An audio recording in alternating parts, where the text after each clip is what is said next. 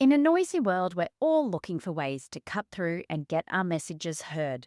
It doesn't matter if you are communicating to your employees or to your customers or everyone else in between, you are still competing with a lot of noise.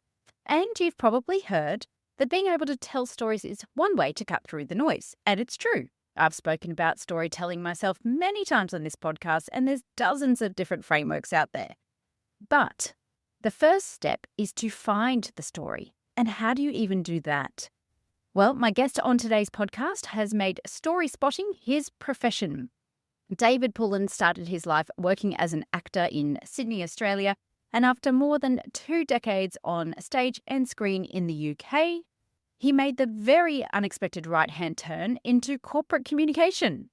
Along with his partner, Sarah Jane McKenty, he formed the Story Spotters, a company that helps leaders and their teams use story-based techniques to build trust, drive engagement, and, importantly, influence change. They've got 2 books, The DNA of Engagement and their newest one, The Art of the Unignorable Email.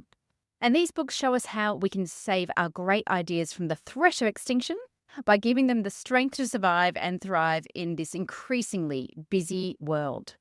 Now, in this episode, David spills the tea on the key frameworks in both of the books and how you can apply them to your own communication practices. David is an absolute pro, and I always learn so much from him, and I'm sure you will too. So, without further ado, here's David Pullan. David Pullan, welcome to Less Chatter, More Matter. Mel Loy, how lovely to finally meet you. I know. So, for our listeners, David and I have been connected on LinkedIn for a few years now, really, following each other's journey. So we're finally having a conversation in real life, kind of, which is really nice. So, David, where are you joining us from today? Well, I'm in a very dark and pretty damp and cold UK, and questioning my life choices, Mel, because I grew up in Australia, and it's basic life choice question going on here. Well, like we were saying just before we started recording, today is not one of those days to be jealous of us here in Brisbane, where it's 38 degrees and 90% humidity. Yeah. But look, let's tell us a bit about you. What do you do? How did you come to develop your expertise in that space? So my wife and I, Sarah Jane and I, have got a company called the Story Spotters, and we work in businesses. We work with story in business, but you chuck a stick at LinkedIn and everyone's talking about storytelling today, but we're very much about story spotting, about helping people to spot their stories and then tell their stories. And we think about, we work with story in 4 ways in business. First, there's obviously the stories you have to tell, the things that are going to connect heads and hearts and make things understandable, put everyone on the same page. Probably more importantly, there's the stories you listen for. How do you draw stories out of other people so that you really connect with them, that you get to understand them?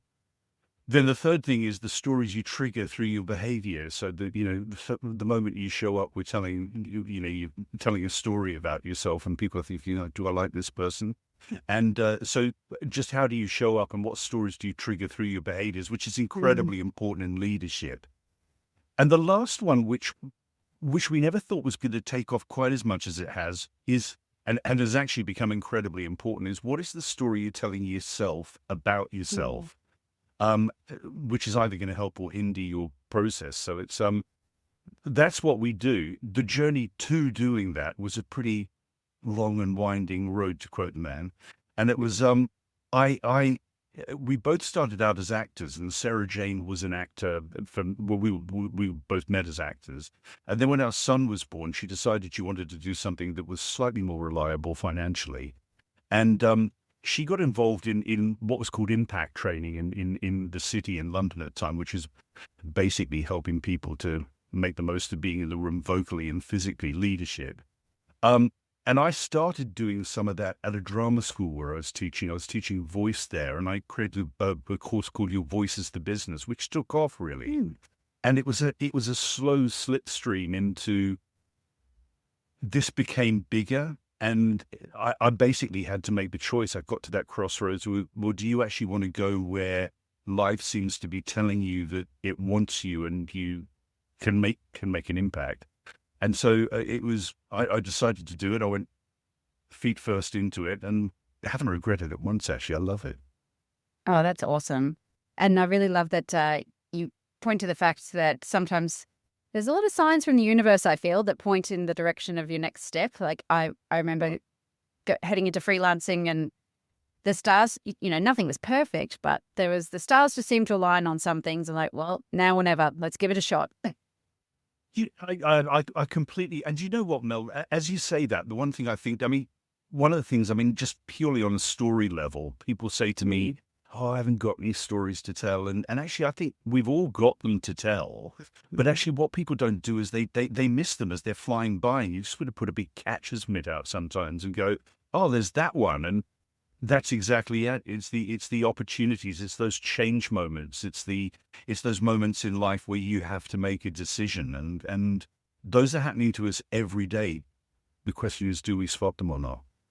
And I really love that's the view you and Sarah Jane have taken on this, because there's a lot out there about how to tell a story. Like, there's frameworks galore and courses galore and TEDx talks galore, but very little on, well, yes, how do I find the story in the first place? And You're exactly right. like you said, everybody I talk to, it's just a matter of going, well, tell me about a time when something like this happened, or, Yeah.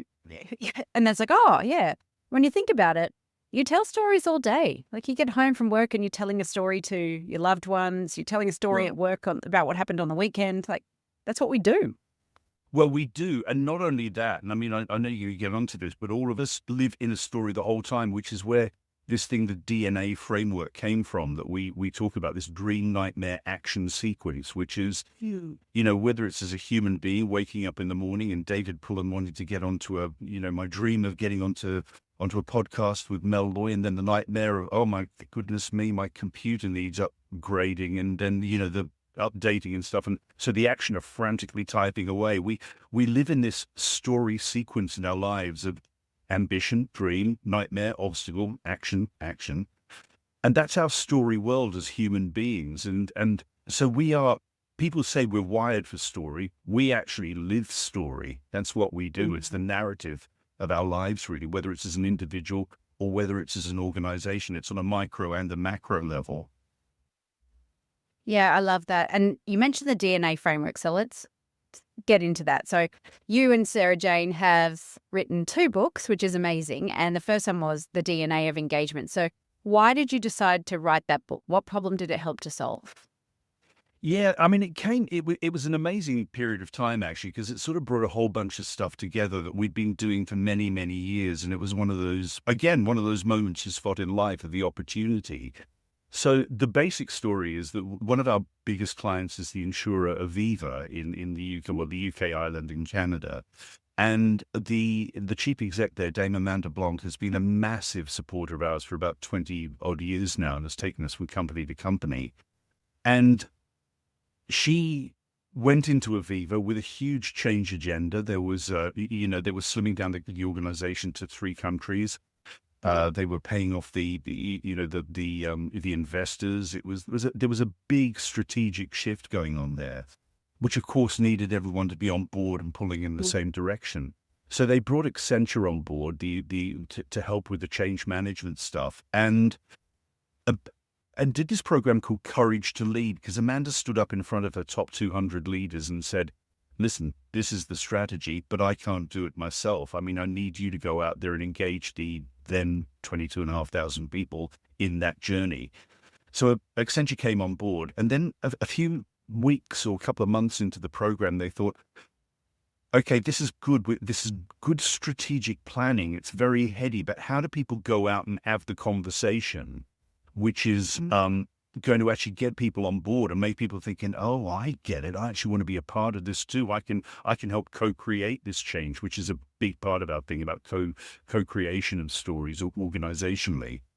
And that's where the DNA came from. And like I say, we all live in this, especially within change, because you've got to engage people to want to be part of change. And the first thing is, preaching to the choir here, I know, Mel, but the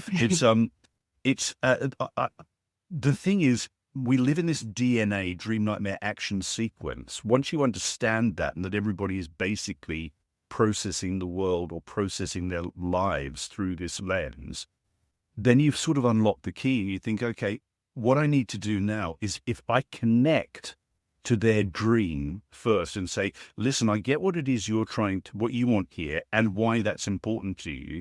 Then you chuck in this little nightmare. But what I'm worried about is that this could get in the way of that. So let's work together to actually overcome that nightmare and achieve the dream. Then you've sort of unlocked the key to engagement, really. And that's where the DNA came from. And there's something we started saying recently is that the key to it is to connect and captivate, connect to people first, and then keep them captivated by pointing out what could get in the way of what it is they're trying to achieve, and then helping them to overcome that. And I think too many people in communication generally, but also in change, do the opposite of that. They just go in there with the correction attitude and go, no, this is what we need to do. And then they try to convince. And so it's that correction and convincing angle that causes so many problems because you just get pushback the whole time. So engaging people in the journey right from the start is, who work for Aviva, let's put it that way. Well, it sounds like it. And, what was going through my mind when I was reading that part of your book was, I feel like what's really clever about this framework is it's taken, like, at the basic storytelling narrative model, there's always there's a hero, there's a conflict, and there's a resolution. But what you've done is make it actually, this is how this works in a corporate setting, in a business setting, especially during change, which is, obviously why I loved it so much.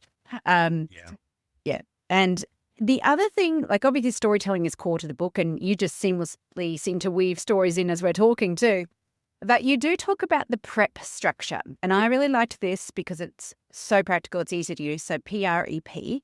Can you tell our listeners a little bit more about that? Well, it's actually PRET, PrEP, which starts with a point. So the whole thing is, one thing we always say is storytelling is great, but nobody cares about your story until you make them want to care about your story.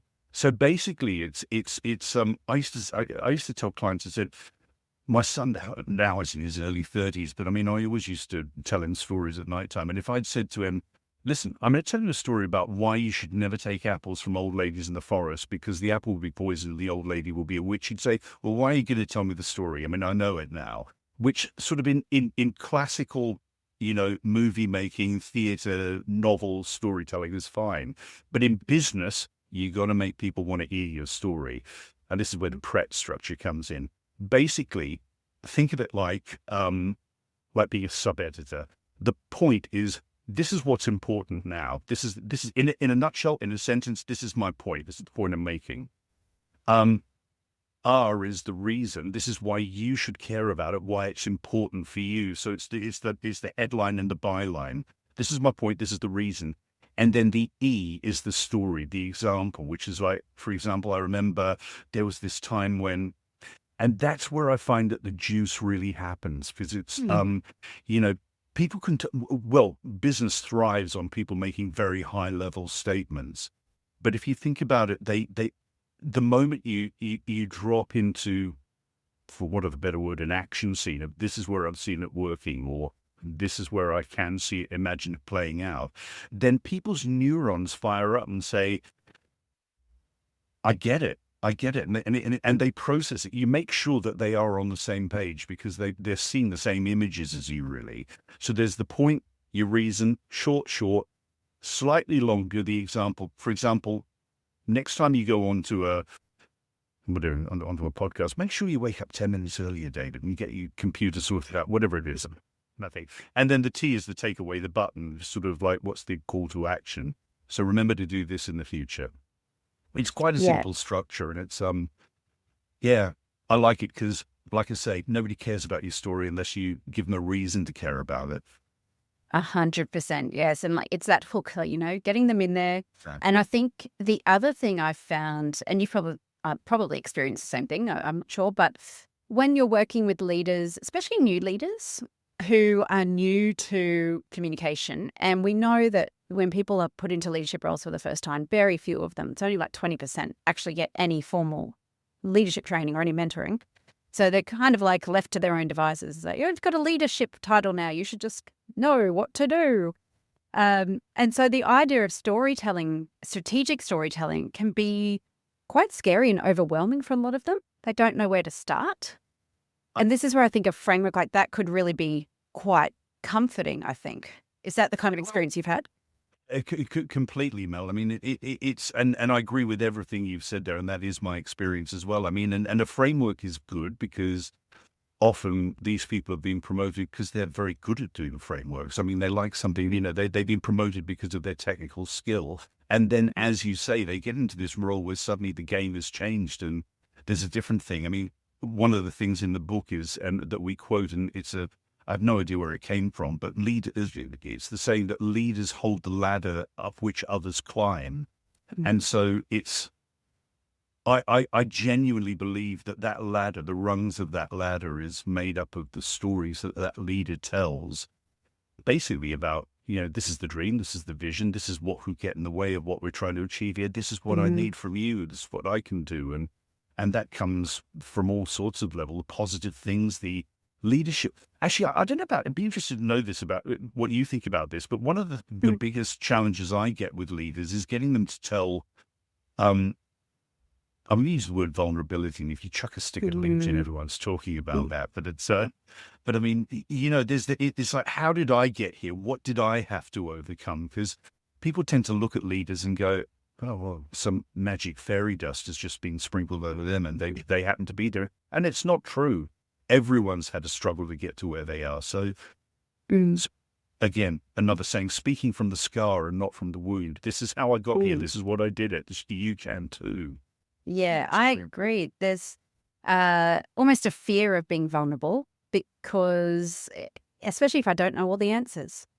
And in change, you're not going to know all the answers. No, but No. change changes as you're changing. That's the reality of it. Nothing's linear. And so being able to actually say, I don't know, but I'll find out for you. Or look, I had this same issue when I was coming up through the ranks. And as you were saying, it's those stories that connect people to each other and see you as a human being.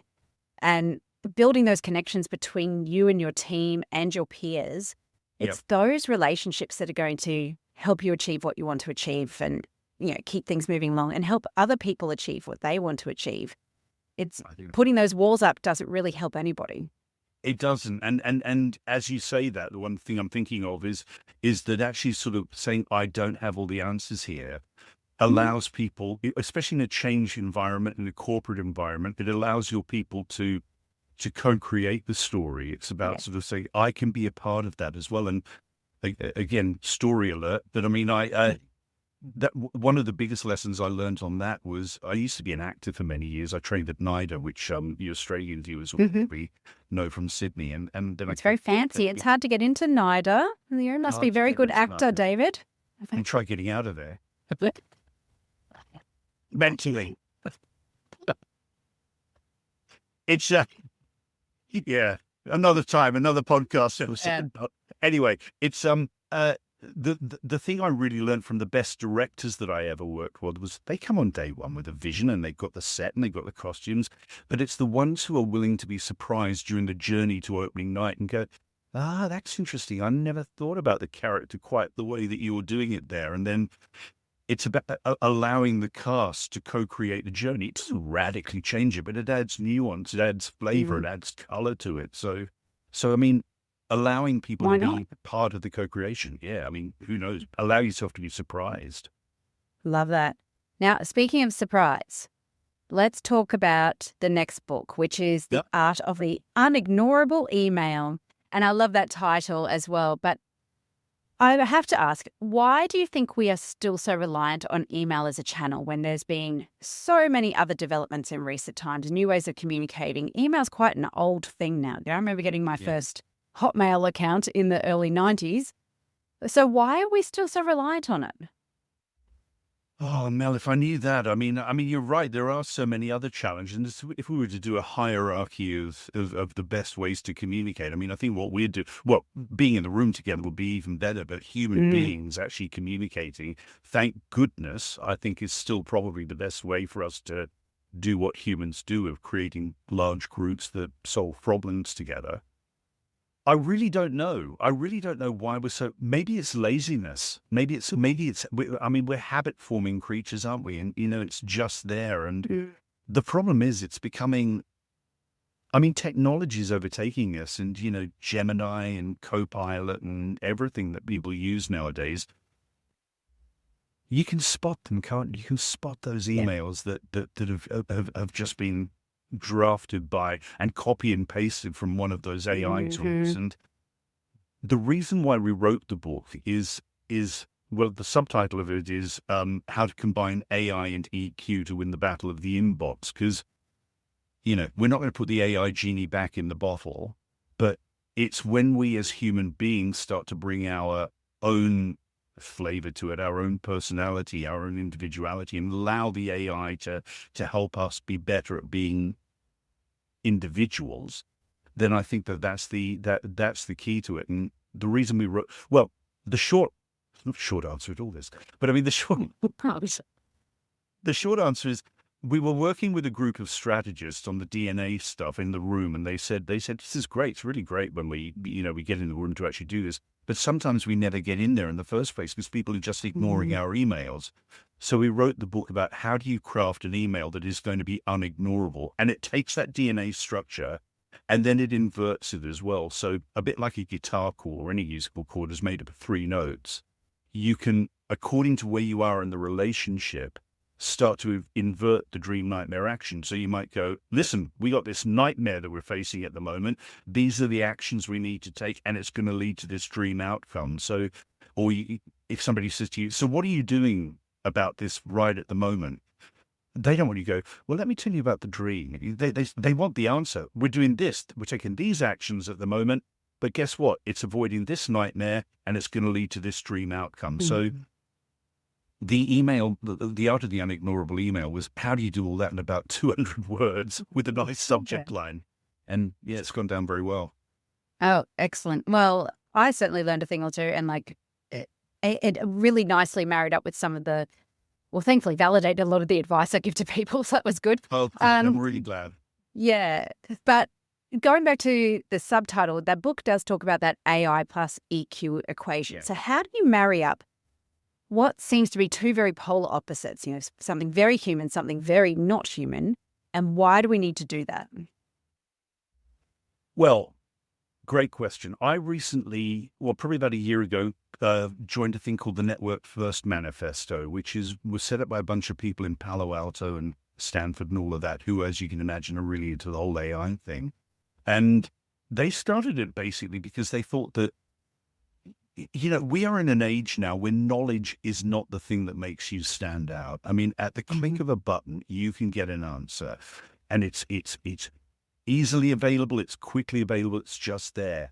The strength that we have, the value that we have as human beings, is our ability to make networks, is our ability to make connections, to make that not only head connection, but that heart connection as well, where people feel that they've been heard, that they've been understood, that they have been, without wanting to sound too wishy-washy about it, cared about, basically. And I think that the AI, I mean, I use it myself. I mean, you'd be mad not to. I mean, if you've got a circular saw, use a circular saw. I mean, don't you just keep using a hatchet saw or something. We've got great tools now, so I use it myself. It's how we add in our personal stuff and then actually say, okay, I've got this knowledge. This is how it's applicable to you. And I think that that's where the marriage comes in is you've got all this stuff, but please don't copy and paste it. Actually do a little bit of effort as well. And actually think about, how does this apply to this situation right now about this human being who I'm in front of, and who that's essentially where it came from. Yeah, I love that.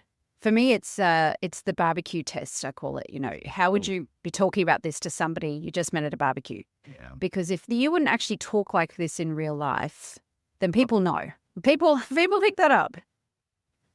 Of that we agree. That's something which has. Do you know, I spend a lot of my time working with teams who are pitching for very large global contracts, and one of the and that's a long process of strategizing the tender and the pitch and blah blah blah. But I mean, one of the last exercises which I often do is to say, right, okay, you've got all this stuff now, I want you to imagine that I'm an intelligent but slightly hyperactive 9-year-old. I want you to do your pitch in 10 minutes to me in my language that I will understand. So the Gunning-Folk test about sort of, have you ever come across that, the Gunning-Folk test? Yes, yeah. Yeah. So basically speaking the language that a 9-year-old would understand, and you have to keep me in the room. I want to get out there. I want to go and play with my football. And people do their pitches, and the number of times that people have said, why aren't we doing it like this then? Because it does. It suddenly becomes a human conversation, and they get rid of all of that jargon and all the KPIs and the blah blah blahs, and they disappear, and they just sort of say the thing we need to be thinking about over the next few weeks as we do this is simple language. Yeah, love it. And it is. I often say to people, being simple isn't dumbing it down. No, it's just being smart. Just be. Yeah. It's how are people meant to understand how smart you are if they can't understand what you're saying? So, and as I think about a lot of academic writing as well, there must be some amazing research and ideas out there, but nobody knows about it because nobody understands it. Well, no, I think you make an incredibly important point here. I was working on a hackathon with a client of mine yesterday, and some really bright ideas and some very important ideas to an organization being judged by the exco. And I mean, I know that exco very well that they were pitching to. And the one thing I know is they are overwhelmed by information, just stuff they have to take on board. And one of the things that I think is a massive problem in communication is not that people disagree with you. It's that they ignore you in the first place, because we're overwhelmed with information. And unless you can make it simple and give people's brains a shortcut to make it understandable, then the danger is that people are going to go, I'll read the deck later, Rob. I've got other stuff I need to do. So that's simplifying things so people's brains don't have to do the work of thinking, what the hell is this about in the first place? I mean, get rid of all that. Yeah, love it hard. We're so aligned on that. Last, I guess, serious question. The book talks about this Monday morning test, which is, not something you do after a big weekend. Can you tell our readers more about what it actually is? No, absolutely. I mean, it's a human test, really. It's like when you're writing your email and you look at the Monday morning test, you got to imagine, statistically, I think a lot of people are checking their email. So the Monday morning test is what's going to stop that scroll. Even in the headline, in the first, the above the line for opening sentence, what's going to make people go, I need to answer this one, or at least I need to click it and open it. So the Monday morning test is, it's Monday morning, you've just had a heavy weekend, you've got to get a train in in an hour's time. What is it that you will write that will make people say, that's the one I've got to actually really pay attention to? That's the Monday morning test in a nutshell. I love it. And it's a good little, does it take much just to stop and think about that? And again, that's one of the brilliant parts of the books that you and Sarah Jane have written, is there's so much in it that's just easily applicable to being in the moment. Now, I have 3 questions I ask every guest on the podcast. Are you ready for those? Excellent. I'm ready, go. Let's do it. All right. What's one of the best communication lessons you've ever learned? And how did it change the way you approach communication? Ooh. Okay, I'm going to do a quote. There was a guy, Edmund Lockhart, who was he's the father of forensic science. His wife's, we've got CSI Miami and all that sort of stuff. And he said, his quote, he came up with the theory of every contact leaves a trace. And that's why, a criminal is going to leave their things at the scene of a crime. I think that's true in communication as well as crime. I mean, every time we are in contact with people, we leave a trace. I mean, and people are sort of built, your reputation is building up. People are thinking about you. It just builds up into this mosaic of who you are. And I think that the time I learned that was actually when I was an actor. I was doing a production of Macbeth with the Royal Shakespeare Company. And, I was one of the, I didn't have a huge part in it. And there was the banquet scene and everything. And as actors tend to do over the course of a run, we all sort of got a bit naughty, and we were sort of like kicking each other under the table and playing food fights with the bread and stuff like that. Nothing too distracting unless you were watching those idiots on the table at the back there. And we had one of those meetings after, there was a drinks thing afterwards, and this guy came up to me with his son.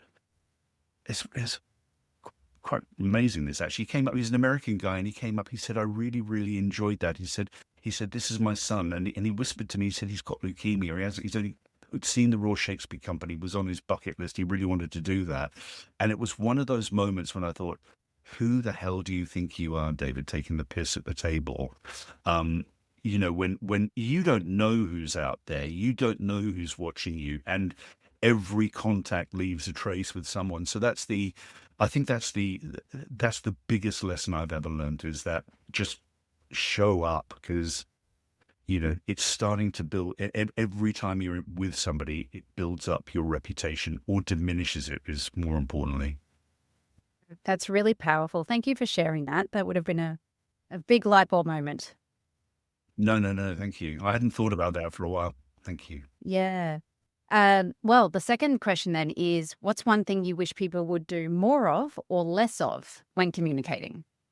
I'm going to go back to that thing I said at the beginning of the show. Actually, the connecting before correcting. I mean, just that's what I wish people would do more of, is just connect to the other person, show that you've just got them, you've understood them. And we waste so much time correcting people and then trying to convince them. Just connect first, earn the permission to sort of say, "Oh, I get where you come from. Hang on, I think that this might get in the way of it. So let's have a talk about, and then instead of jumping in, I think what you're doing is wrong and we should do it this way," which is just, what a waste of time, what a waste of effort. And I mean, we'd probably all be having long weekends if that was, if business ran that way. So I wish people did more of that. Yeah, that's it really. Yeah, I love that. Yep, that's a really good more of, I thank you. And question number 3, who do you turn to for communication advice? Now, this was a great one. The beauty of COVID. I haven't said that sentence ever, but the beauty of COVID, I mean, was the connections that we made on LinkedIn during that time, and just the global connections. And I'm so heartened by just the generosity of the people like you and Charlotte Otter, who is somebody who I think is wonderful. Uh, yeah, just the way we share our ideas and clarify each other's ideas. But I do have to say, I love reading. I love reading, but I've spent far too many years just reading business books and sort of increasing my knowledge. The weird thing I'm doing now, Mel, is I'm going back to the novel, which I love because it takes me into another world. And I get a lot of ideas from it, because a great novelist will actually sort of show you, they create the human condition in front of you, and you think, "Oh, that's a good one to avoid. You don't want to be doing that in a situation." Or, "Oh, I really like the way that they handle that situation." Oh, I love that. And look, Tolstoy's very depressing anyway. But you have reminded me. So all I seem to read is business books and behavioral science books, and I love it.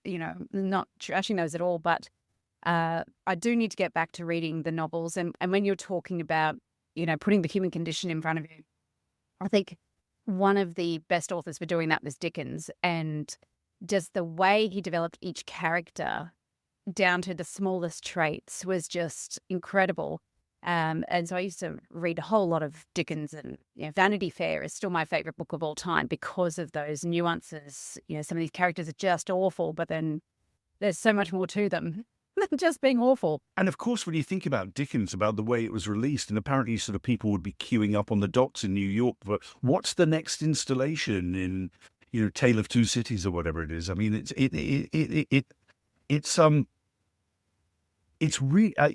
basically what happens next. That's the key to storytelling, and the key to all communications is making people think, "So what happened next? Then what happened? Then what happened? Or what's going to come up next?"